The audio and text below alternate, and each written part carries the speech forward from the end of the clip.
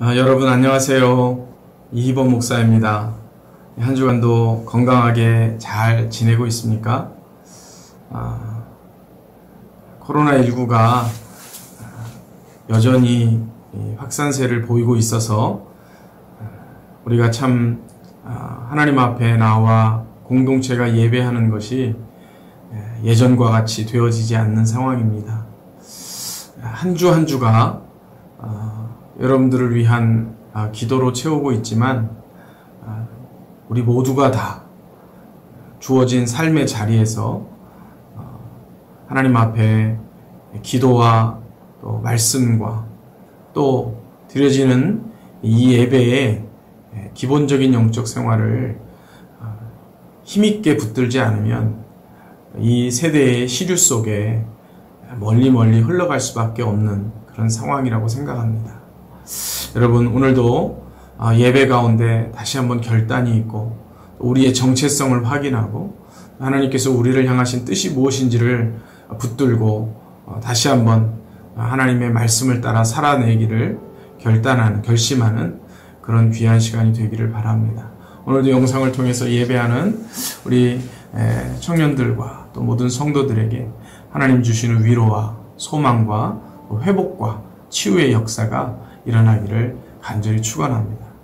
우리 함께 사도신경으로 신앙 고백하심으로 예배하도록 하겠습니다.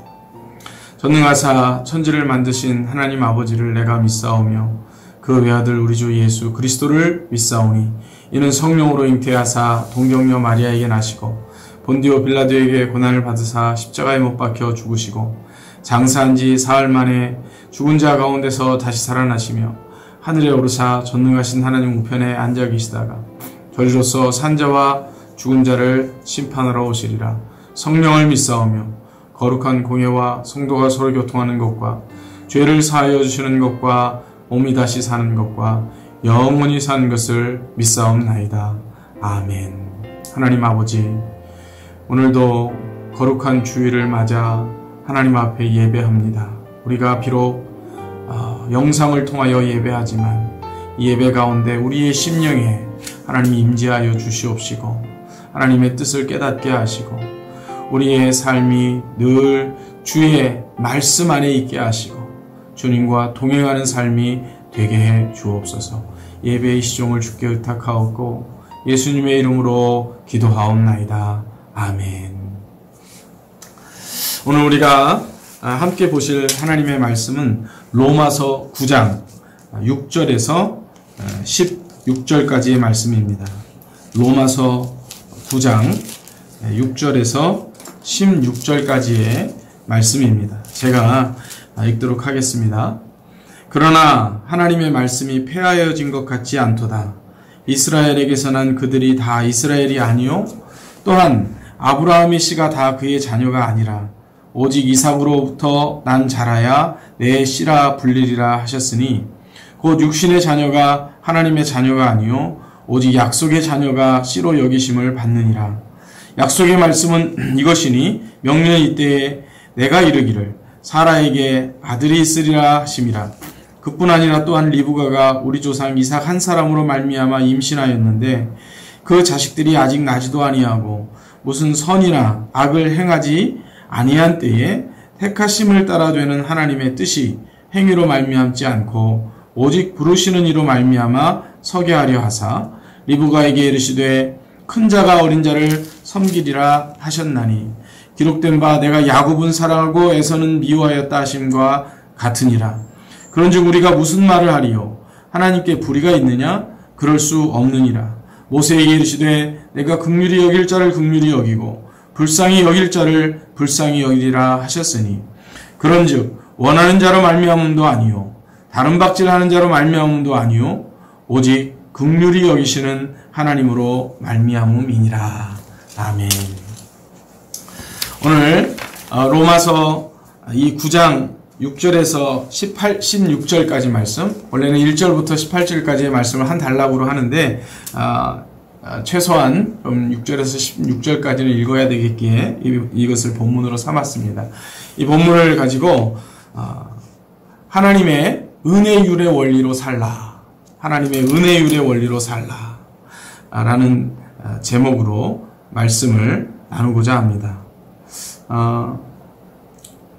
여러분, 하나님의 백성으로 산다는 것, 예수님을 믿고 또 그리스도인으로 이 세상을 산다는 것은 우리에게 어떤 의미가 있을까요?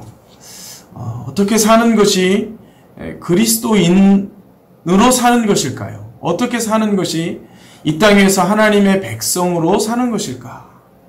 여러분, 이것에 대한 실제적인 우리의 삶의 현장에서는 어떤 모습으로 나타나는가 하는 것을 우리가 생각해 보려고 합니다. 예수 믿는 사람과 예수 믿지 않는 사람의 본질적인 차이점은 무엇일까? 그것은 겉으로 드러나는 어떤 예배의 모습, 또 주일날 교회 가는 거, 예를 들면 술을 안 먹는다거나 담배를 안 피운다거나 좀 어떻게 이 세상 사람, 예수님을 알지 못하는 사람들과 어떤 행위적인 측면에서의 겉으로 드러난 종교적인 의식이죠. 이런 것들의 차이점도 분명히 있습니다. 그것도 참 중요합니다.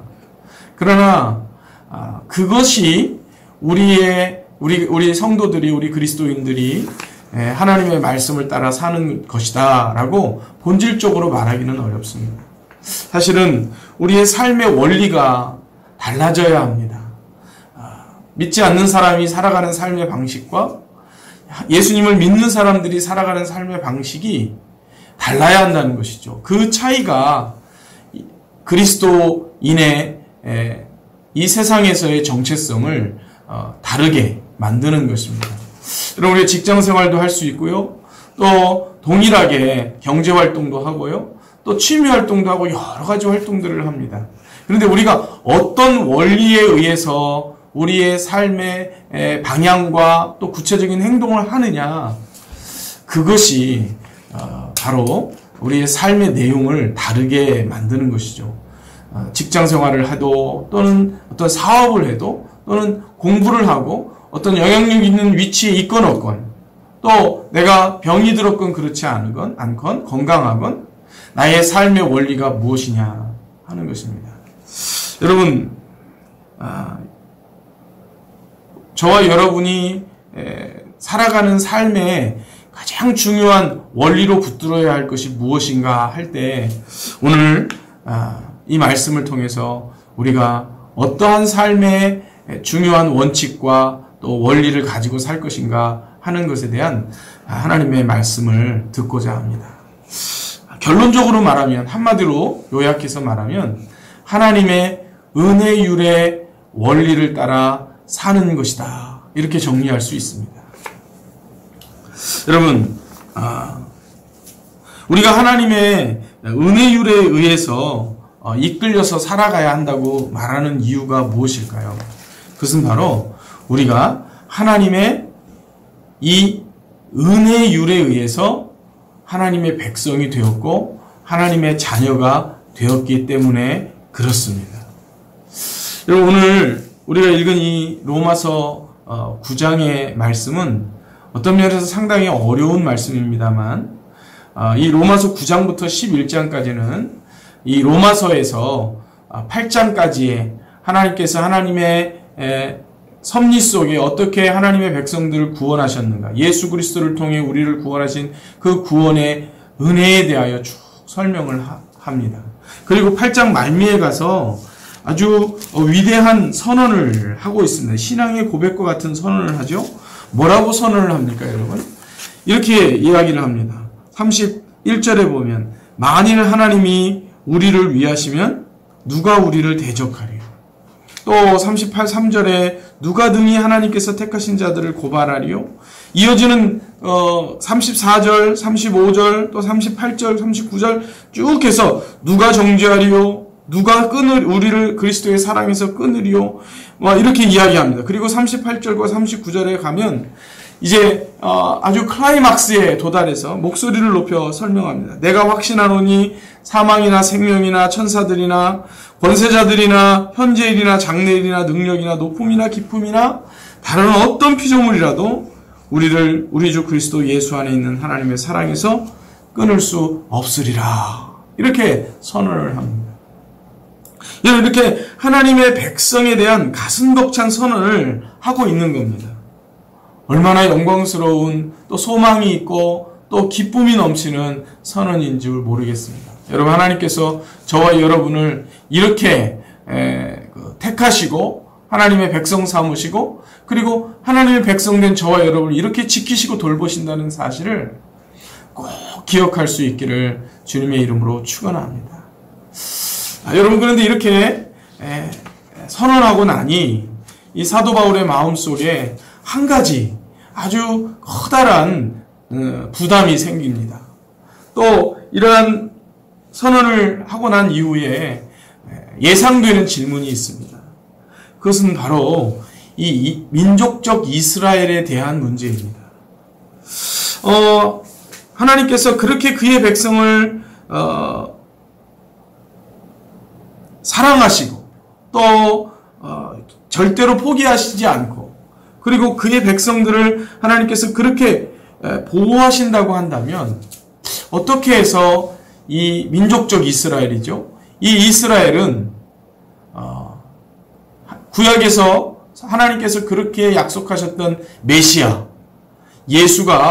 예수님이 이 땅에 오셨는데 그 예수님이 그리스도라는 사실을 어떻게 몰라볼 수 있느냐. 어떻게 그 예수님을 거부하고 부인하고 십자가에 못 박기까지 그 예수님이 메시아 되심을 그리스도 되심을 거부할 수 있느냐 하는 문제입니다. 어떻게 하나님의 그 사랑에서 이 이스라엘이라고 하는 민족이 이렇게 배제될 수 있느냐 하는 바로 이 복음에서의 소외된 이스라엘 백성에 대한 문제가 남는 겁니다. 여러분, 사도 바울은 유대인입니다. 그래서 자신의 민족 이 유대인 그들이 스스로 하나님의 선민이라고 여겼던 이 유대인들에 대한 마음에 큰 부담이 있었습니다. 이방인의 사도로 부름을 받아 이방인에게 복음을 전하고 있지만 그 마음 한구석에는 계속해서 이스라엘 백성들에 대한 그런 민족적 부담감, 혈통적 부담감이 있었다는 것이죠. 우리가 오늘 읽지는 않았습니다만은 9장 1절과 2절이 이렇게 시작합니다. 내가 그리스도 안에서 참말을 하고 거짓말을 아니하노니 나에게 큰 근심이 있는 것과 마음에 그치지 않는 고통이 있는 것을 내 양심이 성령 안에서 나와 더불어 증언하노니 큰 고통과 근심이 내 안에 있다. 왜 그러냐 하면 3절에 이렇게 얘기합니다. 나의 형제 곧 고륙의 친척을 위하여 내 자신이 저주를 받아 그리스도에게서 끊어질지라도 원하는 바로라. 그들은 이스라엘 사람이라. 이렇게 이야기합니다. 그러니까 내 형제, 나의 고륙, 나의 친척, 바로 이스라엘 백성들에 대한 그런 혈육적이고 그리고 민족적인 그런 부담감이 있었다는 것입니다. 그들에게는 양자됨도 있고 또 영광도 있고 언약과 율법과 예배와 약속이 있고 조상이 있고 혈통적으로 말하면 예수 그리스도도 그들에게서 났는데 여러분 그들이 여전히 예수를 그리스도로 믿지 않고 예수님을 부인하고 그리고 하나님과 정반대의 하나님의 말씀과 정반대의 삶을 살아가고 있는 이 민족 이스라엘에 대한 부담이 있었다는 거예요. 이 둘 사이가 하나님은 택하신 그의 백성들을 결코 버리시지 않는데 어찌 선민인 이스라엘 백성들이 그리스도를 모르느냐라고 하는 이 둘 사이에 신학적 갈등과 또 의문이 생기는 것이죠. 바로 이 문제를 해결해야 했습니다. 그래서 오늘 우리가 읽은 이 본문에서 이 문제에 대한 이 해답을 주고 있는 것이죠. 여러분, 오늘 본문 6절을 한번 보십시오. 이 6절에서 이 해답을 이렇게 하고 있습니다. 그러나 하나님의 말씀이 폐하여진 것 같지 않도다. 이렇게 말합니다. 하나님의 말씀이 폐하여진 것이 아니라고 말합니다. 왜 그럴까요, 여러분? 그것은 원래부터, 처음부터 하나님의 구원 계획 속에는 유대인이나 이방인이나 사실은 구별이 없었다는 거예요. 모든 민족 속에서 하나님께서 이 이스라엘 백성들 가운데 하나님의 백성들을 먼저 삼으시고 그리고 이방인들을 향하여 그 이스라엘 백성들을 통해서 복음이 흘러가도록 하나님이 계획하셨다라는 것을 말하고 있기 때문에 그렇습니다. 여러분, 그 이유를 그렇게 말하는 이유를 오늘 본문에서 세 가지로 얘기를 하고 있습니다. 세 가지. 다시 말하면 어떻게 하나님은 이스라엘, 참된 이스라엘, 그죠? 그냥 혈통적이고 민족적인 이스라엘이 아닌 하나님께서 정말 영적인 이스라엘을 어떻게 하나님이 처음부터 계획하셨냐, 그 원리를 세 가지로 이야기하는데, 첫 번째가 약속의 원리입니다. 약속의 원리로 하나님의 백성을 하나님께서 처음부터 모으셨다. 두 번째, 택하심의 원리. 세 번째는 긍휼의 원리입니다. 사실 이 세 가지는 하나님에 의해서 하나님의 절대적인 주권으로 택하셨다, 부르셨다라고 하는 것을 나눈 것인데요. 세 가지가 아주 긴밀하게 연결되어져 있습니다. 처음부터 하나님은 민족적이고 혈통적으로 부르신 것이 아니고 이 세 가지의 원리에 의해서 하나님의 백성들을 모으셨다는 겁니다. 약속의 원리, 택하심의 원리, 긍휼의 원리로 부르신 그 백성이 영적 이스라엘이고 그들이 참된 이스라엘이기 때문에 하나님의 약속은 폐하여진 것이 결코 아니다. 이렇게 말하고 있는 것입니다. 여러분, 우리가 한 가지씩 생각해 보십시다. 먼저 약속의 원리로 하나님께서 하나님의 백성들을 모으셨습니다. 자, 8절 말씀을 한번 보십시오. 8절 말씀이 이렇게 얘기합니다. 곧 육신의 자녀가 하나님의 자녀가 아니요 오직 약속의 자녀가 씨로 여기심을 받느니라. 여기 여러분, 육신의 자녀가 나오고 약속의 자녀가 나옵니다. 이 두 개념이 지금 대조를 이루는 것이죠. 육신의 자녀라고 하는 말은 혈통적인 의미에서의 자녀를 이야기하는 겁니다. 자연적인 방법으로 출생한 사람을 이야기하는 거죠. 그러나 약속의 자녀는 그런 자연적인 방법이 아니라 특별한 하나님의 간섭과 개입에 의하여 만들어진 자녀를 이야기합니다. 그 예로 누구를 듭니까? 바로 아브라함과 사라가 낳은 이삭을 예로 드는 겁니다. 이삭은 아브라함이 100세 때, 사라가 90세 때 낳은 아들이었습니다. 여러분, 아브라함은 그 이삭 말고도 이스마엘이라고 하는 아들이 있었습니다. 그러나 하나님은 이스마엘이 하나님의 백성이 아니고 이삭이 하나님의 백성이라고 그렇게 말합니다. 왜냐하면 이스마엘은 하갈과 자연적인 방법으로 출생한 아들이었기 때문에 그렇습니다. 그러나 이삭은 아브라함이 더 이상 생산을 할 수 없는 나이, 그리고 특별히 사라가 여인으로서 아이를 낳을 수 없는 그런 생리적인 모든 조건이 다 사라진 때에 출생한 아들이기 때문에 이것은 인간적인 어떤 자연적 출생이 아니라 하나님의 특별한 계획과 간섭에 의하여 하나님에 의해서 낳아진 아들이라고 하는 사실, 얻어진 아들이라는 사실을 증명하는 중요한 표가 되기 때문에 그렇습니다. 그래서 여러분, 이 약속의 자녀, 하나님께서 99세의 아브라함에게 나타나서 내가 너에게 내년 이맘때에 아들을 주리라 했던 그 약속에 의해서 출생한 자녀이기 때문에 이 이삭을 약속의 자녀라 이렇게 이야기하고 육신의 자녀와 대조를 이루는 겁니다. 다시 말하면 하나님의 약속의 말씀에 의해서 만들어진 백성, 그들이 하나님의 백성이라는 것이고 그들이 진정한 이스라엘이라고 말하고 있는 것입니다. 두 번째, 진정한 이스라엘은 어떻게 만들어졌느냐? 택하심의 원리를 따라 만들어졌다는 겁니다. 여러분, 오늘 본문 11절을 한번 보십시오. 11절에 그 자식들이 아직 나지도 아니하며 무슨 선이나 악을 행하지 아니한 때에 택하심을 따라 되는 하나님의 뜻이 행위로 말미암지 않고 오직 부르시는 이로 말미암아 서게 하려 하사. 택하심을 따라 되는 하나님의 뜻이 이겁니다, 여러분. 행위로 말미암지 않았다는 겁니다. 여기에 무엇과 무엇이 대조를 이룹니까? 행위와 하나님의 택하심이 대조를 이루고 있습니다. 그 예로 바로 이 이삭의 아들 야곱과 에서를 예로 들고 있습니다. 야곱과 에서가 아직 이삭의 부인 리브가의 태중에 있을 때, 쌍둥이로 이렇게 임신되어져서 태중에 있을 때, 그들이 태어나서 어떤 선한 일을 하거나 어떤 행위를 하거나 그 이전에 그 복중에 있는 이삭과 또 야곱과 에서 중에 하나님께서 누구를 택하셨다고요? 야곱을 택하셨다고 말합니다. 여러분, 그들은 태어나지도 않았기 때문에 어떤 행위를 할 수 없잖아요.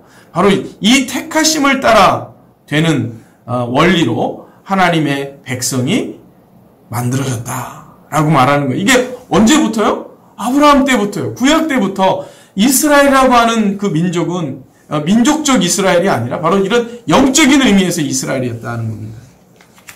세 번째, 어떻게 진정한 이스라엘이 되는가? 어떻게 진정한 하나님의 백성이 되는가? 세 번째는 바로 긍휼의 원리, 은혜율의 원리에 의해서 이루어졌다는 겁니다. 여러분 16절 말씀을 한번 보십시오. 16절 말씀에 그런즉 원하는 자로 말미암음도 아니요 다른 박질하는 자로 말미암음도 아니요 오직 무엇을 해요? 긍휼히 여기시는 하나님으로 말미암음이라. 긍휼히 여기시는 하나님, 그죠? 바로 긍휼의 원리입니다. 이처럼 성경은 어떻게 하나님의 백성이 이루어지는가? 바로 하나님의 약속의 원리, 택하심의 원리, 긍휼의 원리에 의해서 하나님의 백성이 하나님의 자녀가 되고, 그리고 그 하나님의 자녀는 누구도 하나님의 사랑에서 끊을 수 없다고 말하는 거예요. 이것은 구약 때부터 바로 이 원리에 의해서 언제까지? 지금까지 하나님의 백성으로 이렇게 모여진다는 것입니다. 거기에는 유대인이나 이방인이나 차별이 없다, 차이가 없다, 이렇게 말하고 있는 것입니다. 여러분, 바로 이렇게 약속의 원리와 택하심의 원리, 긍휼의 원리로 부름받은 하나님의 백성들을 뭐라고 그래요? 영적 이스라엘, 그리고 교회, 성도라고 말하는 겁니다. 저와 여러분이 바로 이 약속의 원리, 택하심의 원리, 하나님의 긍휼의 원리로 하나님의 자녀가 되었고 하나님의 백성이 되었고 그리고 교회로 부름받은 줄 믿습니다. 여러분, 이것을 한마디로 말하면 하나님의 은혜율의 원리로 부름받은 하나님의 백성들이라 이렇게 말할 수 있습니다. 바로 이렇게 하나님의 은혜율의 원리, 긍휼의 원리로 부름받은 하나님의 백성들이 이 땅 위에서 살아가는 삶의 중요한 원리가 있는데 그것은 바로 이 은혜율의 원리를 따라 산다는 겁니다. 은혜율의 원리를 따라. 여러분, 하나님께서 우리를 만약에 인과율의 원리에 따라서 우리를 대우하셨다면 우리는 결코 하나님의 백성이 될 수 없고 결코 이 자리에 예배하는 자로 설 수가 없을 것입니다. 하나님의 자녀라고 결코 우리가 하나님의 자녀가 될 어떤 조건이 없기 때문에 그렇습니다. 여러분, 인과율이라는 건 뭡니까? 원인과 결과에 의해서 이루어지는 것입니다. 그 결과가 나오기까지는 어떤 원인이 있어야 한다는 겁니다. 만약에 그 원인이 우리 편에서 찾아져야 한다면, 우리가 하나님의 백성이 되는 이런 어떤 조건이 있어야 한다면, 여러분, 저는 저를 포함한 누구도 하나님의 백성으로 합당한 자는 아무도 없을 것입니다. 성경은 뭐라고 말합니까? 모든 사람이 죄를 범하였음에 하나님의 영광에 이르지 못하더니라고 말하지 않습니까? 그러나 하나님은 우리를 이런 인과율의 원리로 대우하지 않으시고 바로 하나님의 은혜율의 원리로 우리를 대우하셔서 저와 여러분이 오늘 이 자리에 있게 된 것입니다. 여러분, 이것은 이미 구약 성경에 모세를 통해서 밝히고 있습니다. 모세가 신명기 7장 6절에서 8절 말씀에 보면 이렇게 이야기합니다. 너는 여호와 내 하나님의 성민이라. 내 하나님 여호와께서 지상 만민 중에서 너를 자기 기업의 백성으로 택하셨나니 여호와께서 너희를 기뻐하시고 너희를 택하심은 너희가 다른 민족보다 수요가 많기 때문이 아니니라. 너희는 오히려 모든 민족 중에 가장 적으니라. 다만 여호와께서 너희를 사랑하심으로 말미암아 또는 너희의 조상들에게 하신 맹세를 지키려 하심으로 말미암아 자기의 권능의 손으로 너희를 인도하여 내시되 너희를 그 종되었던 집에서 애굽 왕 바로의 손에서 속량하셨나니. 여러분, 이스라엘 백성들 하나님께서 택하시고 그리고 그들을 애굽 땅에서 구원하여 내신 이유가 그들에게 어떤 조건이 있어서가 아니라는 겁니다. 다만 너희를 사랑하심으로 말미암아, 바로 이것이죠. 바로 이 사랑의 원리, 긍휼의 원리, 그리고 은혜율의 원리로 저와 여러분을 대우하셨다는 겁니다. 여러분, 바로 이 은혜율의 원리에 의하여 우리가 택함받고 하나님의 자녀가 되고 하나님의 백성이 되었다면 우리가 어떠한 삶을 살아야 할까요? 여러분, 바로 은혜율의 원리를 따라 살아야 한다는 것입니다. 여러분, 이것이 우리가 이 세상에서 다르게 나타나고 다른 모습으로 삶의 내용이 채워지는 아주 중요한 원리입니다. 은혜율의 원리를 따라 살아간다고 한다면 여러분, 구체적으로 우리의 삶 속에서 어떤 모습이 나타날까요? 결론적으로 로마서 12장 있는 말씀, 12장 14절 이하에 있는 말씀을 우리가 함께 보기를 원합니다. 로마서 12장 14절 이하에 21절까지의 말씀인데요. 제가 읽겠습니다. 너희를 박해하는 자들을 축복하라. 축복하고 저주하지 말라. 즐거워하는 자들과 함께 즐거워하고 우는 자들과 함께 울라. 서로 마음을 같이하며 높은 데 마음을 두지 말고 도리어 낮은 데 처하며 스스로 지혜 있는 채 하지 말라. 아무에게도 악을 악으로 갚지 말고 모든 사람 앞에서 선한 일을 도모하라. 할 수 있거든 너희로서는 모든 사람과 더불어 화목하라. 내 사랑하는 자들아, 너희가 친히 원수를 갚지 말고 하나님의 진노하심에 맡기라. 기록되었으되 원수 갚는 것이 내게 있으니 내가 갚으리라고 주께서 말씀하시느니라. 내 원수가 줄이거든 먹이고 목마르거든 마시게 하라. 그리함으로 내가 숯불을 그 머리에 쌓아놓으리라. 악에게 지지 말고 선으로 악을 이기라. 여러분, 하나님의 백성이 살아가는 삶의 원리, 이 은혜율의 원리를 따라서 산다는 것은 바로 오늘 이 그리스도인에게 주어진 삶의 모습들로 나타나는 겁니다. 여러분, 이 말씀을 꼭 한번 여러분의 집중을 기울여서 읽어보시기를 바랍니다. 어떤 부분이 여러분의 마음에 이렇게 걸리고 찔림이 되고 있나요? 마치 이 말씀이 거울처럼 나의 모습을 비추는 것 같습니다. 이 말씀 앞에 나 자신을 세웠을 때 어떤 부분이 부끄럽고 어떤 부분이 내가 정말 이렇게 하지 못하는구나 라고 하면서 내 마음을 치고 있나요? 여러분, 바로 그 부분을 붙들고 우리가 결단하며 이 한 주간을 살아야 되겠습니다. 하나님께서 나를 은혜로 대우하셨다면 나도 나의 삶에서 이 은혜를 흘려보내는 그런 삶을 살게 하여 주옵소서. 이 세상의 인과율의 원리를 따라 살아가는 그런 삶이 아니라 하나님 나라의 은혜율의 원리를 따라 살게 하시고 내 이웃을 대하고 내 주변을 대하고 그리고 나의 삶에서 만나는 이들에게 하나님의 은혜를 흘려보내는 인생이 되게 하여 주옵소서.